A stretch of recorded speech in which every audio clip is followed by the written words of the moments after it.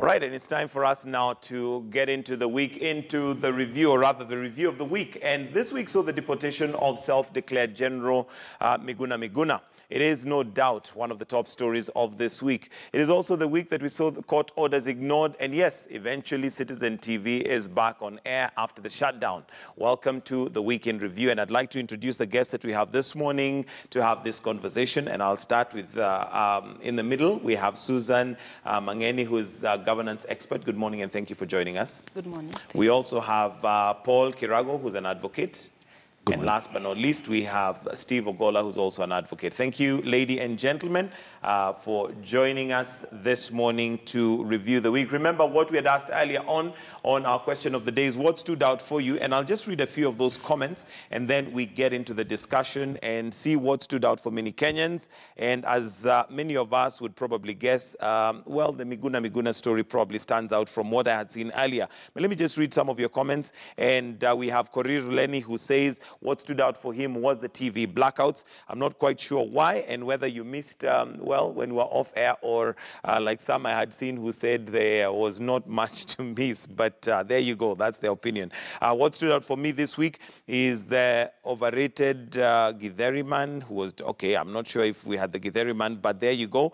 Marianne Wangoi is also highlighting on a story that we ran. But we also have Joseph who said what stood out for me is the fact that as a country, we need to have a conversation. Dialogue is a must, okay? And let me read one more from Al-Kaiser, who says that what stood out for me is the fact that a Kenyan can be deported to another country. So what stood out for you? Do let me know. We'll read some of those as we continue. Now, the week saw the deportation of the self-declared general of NRM, Miguna Miguna, and it is no doubt one of the top stories this week. But first of all, we'd like to just get into some sound bites of what we have seen happening this week before we have the conversation. The instruments of power are in the hands of President Uhuru Kenyatta. The plea was not taken and made two orders. One, that the police do produce the accused suspect before the High Court at Nairobi before 3 p.m. today. Two, that once the issue pending are conclusively thrashed out by the High Court, the accused can be brought to this court for plea on 14 February 2017.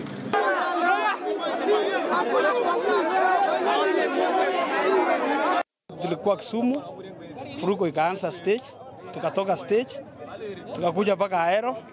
Ahero amefunga amechoma tire. The applicant shall be at liberty to seek appropriate remedy in a constitutional petition or a suit for damages for breach of his fundamental rights and freedoms during the period that he was detained in breach of the orders of this court. In that regard, the applicant must appear before the court that he has been charged, and if he wishes to challenge the jurisdiction of that court to try him, he is at liberty to file an appropriate application before the appropriate court. The slippers I'm wearing because my feet are swollen and I can't wear my shoes. And you know, I took off. They took me without any socks. So this is what I've been wearing. This has been my pillow. I put it like this and I put my head on it. Wow. There is nothing else I have. Until I see evidence that Miguna Miguna at one time renounced his Kenyan citizenship, he is a citizen by birth. And among the vows that he did is to defend the Constitution. Closing the media houses is already a violation of a constitutional right. All right, and well, that's basically a summary of what has been going on this week, and that's what we'd like to look at. Let me start with you, Susan, and probably ask you the same question. What is it that stood out for you this week, news-wise? News-wise, lawlessness is what stood out for me. When you find people who are supposed to enforce laws, breaking the very, very laws. That's what stood out for me. And the question is, where are we? Where is Kenya headed to? So, and I don't know. And also, in terms of the actions that we've seen taking place, is that we try to use a hammer to hit a fly, or we're using a hammer to hit a mosquito. And you see, when you hit a mosquito with the hammer, what are you doing? Probably damage other things. You damage the glass, you damage your body, you're causing. So for me, I don't know where you are. So we are in a state of confusion. Yeah. Paul Kirago, what may have stood out for you, and do you agree that possibly lawlessness is something that we need to be concerned about? Not really, because personally, I would actually be very positive that despite all what has been taking place, there is peace and people have gone back to their normal lives. So that really encourages me. When you say they've gone back to their normal lives, what exactly do you mean? Because by now, if we had, in a normal, if we call it normal, quote unquote, after an election, we should really just be talking about development, but we're still talking about elections and, electoral justice. Yeah, precisely. That after the election, there's usually a period within which you expect that things do not take shape quite quickly. But I'm very surprised. I'm actually very happy that as we speak now, people have gone back to their businesses. Despite all these high voltage activities, at least they have been dealt with peacefully. You've not seen any chaos. Businesses are normal, and I'm very happy. All right. Steve? There's a significant breakdown in the rule of law. That is not contestable. When you see disobedience of court orders, when you see violation of basic fundamental constitutional rights, when you see entrenched impunity, when you see manipulation of the laws and the Constitution, you know that there's significantly, the Kenyan democratic state is significantly threatened. Maybe if you're not careful, we might move from a democratic state to an ethnocratic state, where the organizing philosophy is no longer the national values, the shared ideologies and ideas that bring us together, that was intended to inspire national renewal, but rather sectarian, political, ethnic interest. So that if Jubilee is doing something, the supporters of Jubilee will endorse that to be acceptable, whether it is within the law or not. And if NASA is doing something, the supporters of NASA will support that, whether it is referenced in the law or not. That, for me, is a point of concern. And if we don't reverse the trend, the crisis is deepening and widening. We will not be able to get out of this mess we are creating. Right now, corruption is competing with impunity in terms of death. In terms of death and in terms of national psyche. Corruption has gripped our national psyche. It's an issue that we always talk about. So far, impunity now is competing for that space. Now, as much as that is true, and it is very sad, and not to say that it is acceptable, but is it any different? It's not the first time that we have seen disregard for the law. It's not the first time that we have seen court orders being disobeyed. But is there anything that stands out for you that makes this worse than it was before, or that would indicate we are actually heading in the wrong direction? And it's not, it's not new. Now, I want to speak to government, because what has stood out is the government's inability to innovate within the challenges. You know, governing in a constitutional democracy is significantly difficult and different from what we do in an autocracy. Because in an autocracy, you govern based on passion and your own discretion. You think you like this, you do it. You think you don't like what someone is doing, you respond on your own whims. In a constitutional democracy, you must think creatively, because you are likely to offend other people's rights. In fact, especially when you're governing in a country that is in discipline such as ours, the necessity to think outside the box, or even against that very box if it existed, necessarily comes into force. I think what the government has been doing in the last few weeks is to manipulate the law, looking at what is the easiest way out. For instance, you have a political problem, there's a legal pathway to innovate out of that political problem, deport Miguna. So the law becomes a convenient pathway to exit Miguna from the scene, from the field of play, not a necessary response to the deepening political problem. The problem is this. There is a section in this country who, for reasons that are not founded in law, completely refuse to recognize government. And they are now manipulating the provisions of the Constitution to make this country almost nearly ungovernable. But so far, as a lawyer, and even the prosecution must know, in terms of what we call sound prosecutorial judgment, I can tell you, Biguna, I can tell you, Bitonga, that with clarity of mind, there is really so far up this point an offense that has been disclosed in all these NAS activities. They're very careful to manipulate the law, but not necessarily incriminate themselves insofar as conviction is concerned. How the government is responding to them, they must be tactful. They must have a graduated response, less restrictive approaches to dealing with political problems. In summary, what the president should do, and I'm sure his people watch all this all the time, let the president call Raila Odinga to order. Let them have a conversation. Because what Raila is saying, including the interview he did with KTN News, he is telling Uhuru Kenyatta that, listen, do not underrate my ability to manipulate this constitution to disrupt your government. You will never know peace. I think that is very indecent and unacceptable, but he's saying it. So when it comes to translating what his political activities are into legal consequences, you will struggle and struggle and struggle because maybe they have sat down and read the law, and so this is how far you can go.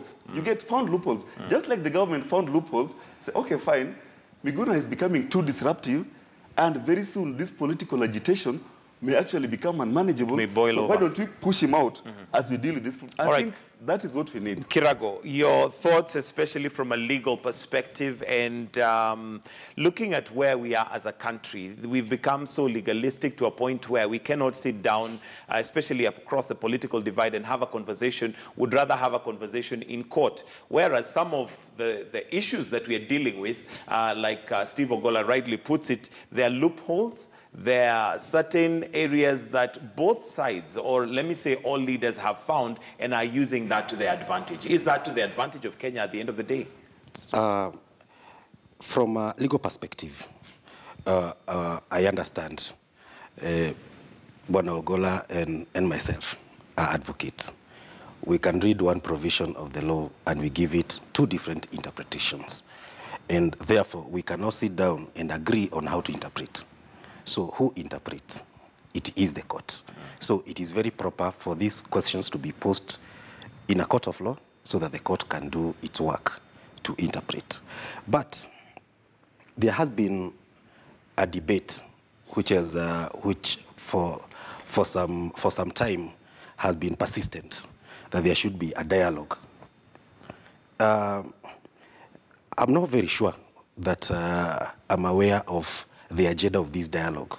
You know, if I want to meet you, I would have to tell you, by there I want to come and see you because of 1, 2, 3. I cannot just come tell you, I want to come and see you. I want us to have a talk. I mean, that can only be a social talk. But if there is a genuine agenda, let it be disclosed. There are channels, there is parliament, the other institutions through which... One might argue and say that the agendas have been disclosed, and from NASA's perspective, the agenda is electoral reforms.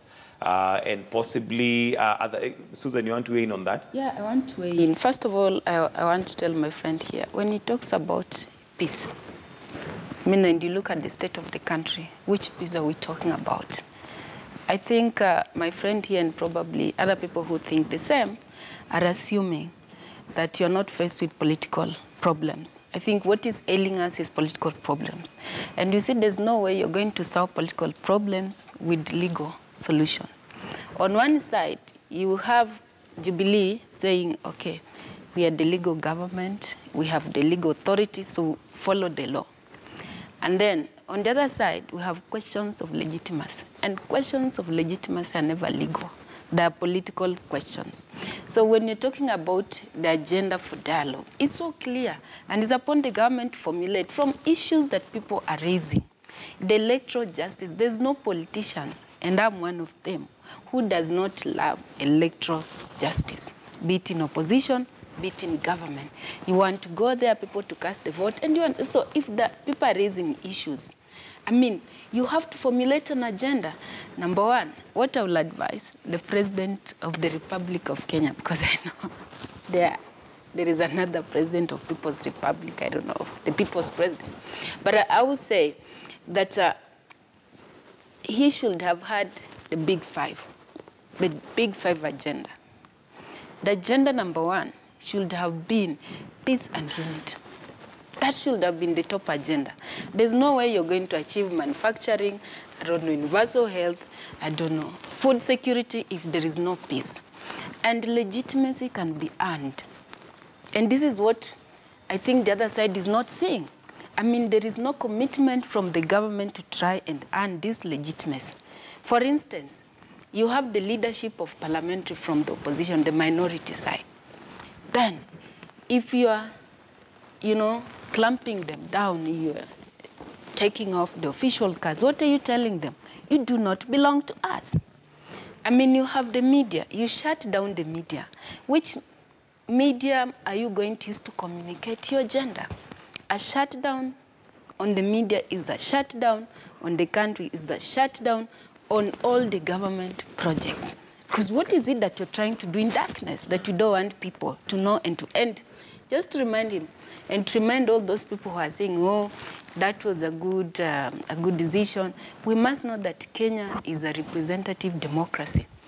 And when we talk about electing, whether we elected you or whether we chose not to elect you, once you assume that power, you are a president of all. What you're seeing here is even worse than even ethnicity.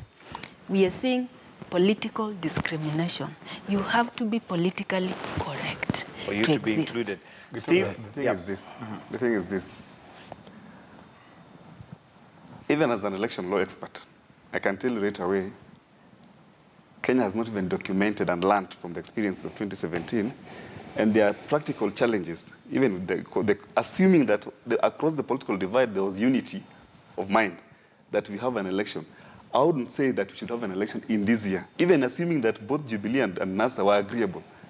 There are serious underlying electoral, institutional, law reform issues, and plus cultural change that must take place, which these are long-term investment.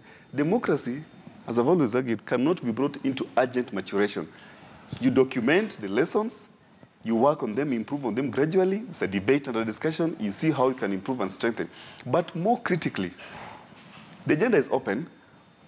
We can tell what the agenda is by knowing what will not be in that agenda. Honestly, when the Supreme Court makes a final determination, and I can't sit here as a lawyer to reopen what the Supreme Court has closed. You know, it's very, very unfortunate. I wish there wasn't an election petition. Because then we would have operated based on rumors and guesswork. Maybe Uhuru won, maybe he didn't. But when you file an election petition in court, and the Supreme Court applies its mind objectively and dispassionately, arrives at a determination, it is fundamentally wrong and morally unacceptable for anyone, including Raila himself. You know, I know this is music to Jubilee, because anything that reinforces their perception is okay, but I'm not arguing for them. What I'm saying is this.